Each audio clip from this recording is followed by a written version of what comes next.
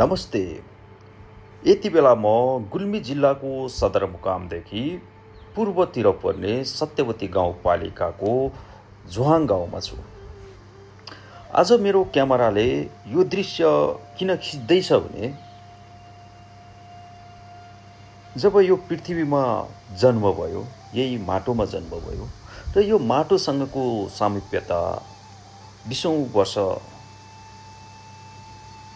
मेरो रहेको छ। मेरो बाल्यकाल यही माटोमा खेलेर हुर्किएको। यही माटो, यहाँका ढुङ्गा र यहाँको प्राकृतिक साधनसँग अपार मायाका साथ मेरो बाल्यकाल बितेको थियो। आज तीव्र बसाइ सराईको कारण मेरो गाउँ चपेटामा परिरहेको छ। कुनै समय हजारौं मान्छेहरूको बस्तीको रूपमा चिनिने र गुल्मी जिल्लाको एउटा शक्तिशाली गाउँको रूपमा परिचित झुहाङ यति बेला आफ्ना बस्तीका मान्छेहरूको आगमनको पर्खाइमा बसिरहेको छ।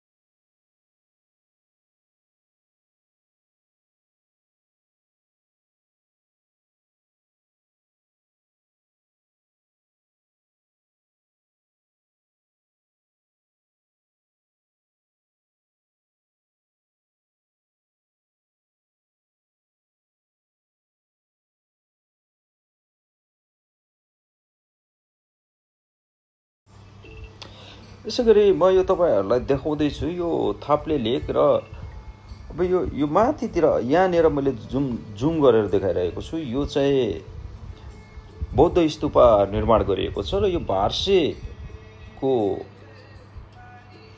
रेन्जमा पर्ने गर्छ विशेष गरेर।